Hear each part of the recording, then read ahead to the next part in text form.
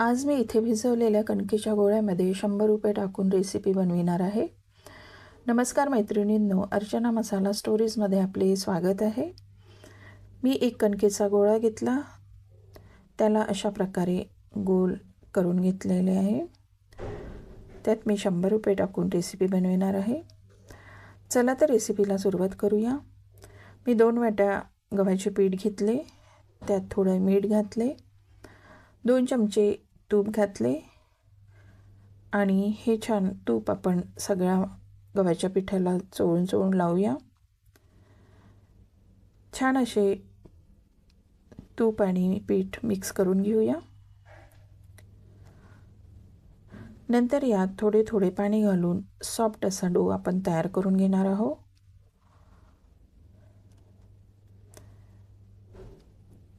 कणिक ही छान मऊच भिजवायची आहे, जास्त हार्ड घट्ट भिजवायची नाही. याला आपण थोडे थोडे पाणी घालून छान असे भिजवून घेणार आहोत.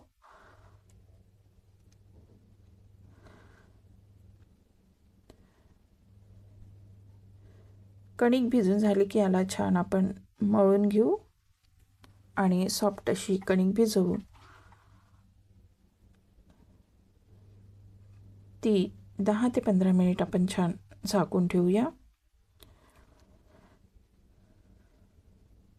इथे छान आपली कणिक सॉफ्ट अशी भिजून झालेली आहे. ती आपण बाजूला झाकून ठेवू. नंतर मी इथे 100 ग्राम खोवा घेतलेला आहे आणि तो मी कढईमध्ये घालून छान याला परतून घेणार आहे.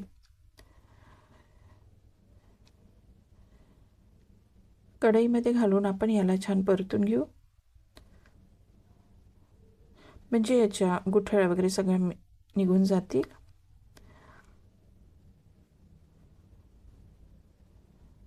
छान असे खव्याला आपल्याला परतून घ्यायचे आहे. ही रेसिपी एकदा नक्की करून बघा, खूप टेस्टी होते. एकदा केली तर परत परत कराल. माझ्याकडे महिन्यातून 2दा मी ही रेसिपी नक्की बनवते. अशा प्रकारे आपला खोवा छान एकजीव झालेला आहे. गाठी वगैरे सगळ्या गुठळ्या निघालेल्या आहे. नंतर मी अर्धा वाटी साखर मिक्सरला बारीक करून ती यात घातलेली आहे आणि छान आपण याला परतून घेऊया. पुरणासारखा आपण छान मऊ असा गोळा तयार करून घेणार आहोत.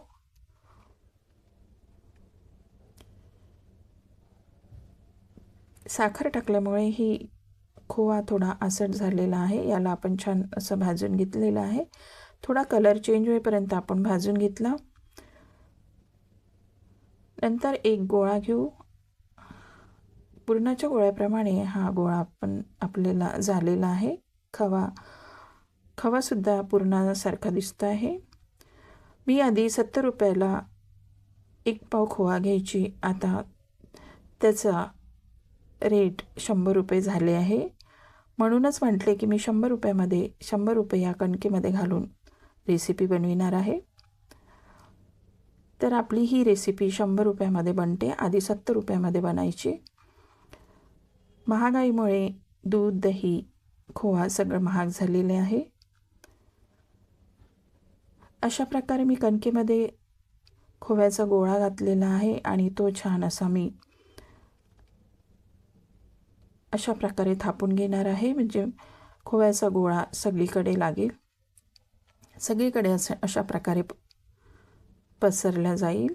शेवटपर्यंत हा खोवा अशा प्रकारे आपल्याला थापून शेवटपर्यंत करायचं आहे, म्हणजे काठांपर्यंत हा खोव्याचे सारण जाईल आणि असे हलक्या हाताने आपल्याला याला लाटून घ्यायचे आहे.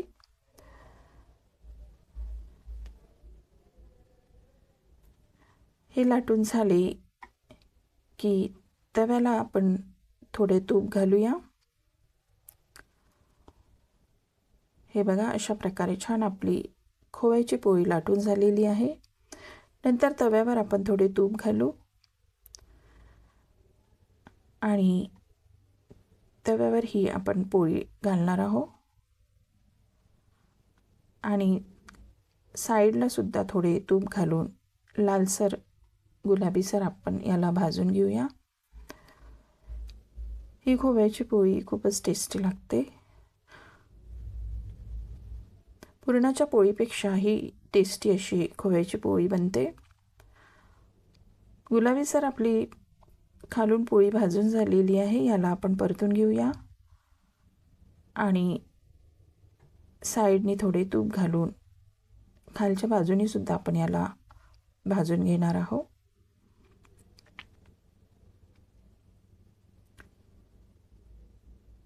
ही पोळी 15 दिवस टिकते। प्रवासात वगैरे न्यायला ही पोळी छान आहे आणि अशा प्रकारे आपण याला भाजून घेतलेले आहे।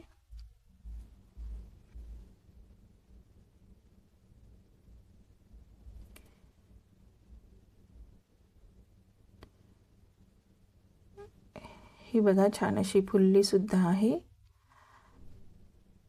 दोन्ही बाजूने आपण याला छान असे खरपूस भाजून घेतलेले आहे। चला तर तयार आहे आपल्या खोव्याच्या पोळ्या। तुपासोबत खायला या खूपच टेस्टी लागतात। रेसिपी पूर्ण बघितल्याबद्दल धन्यवाद।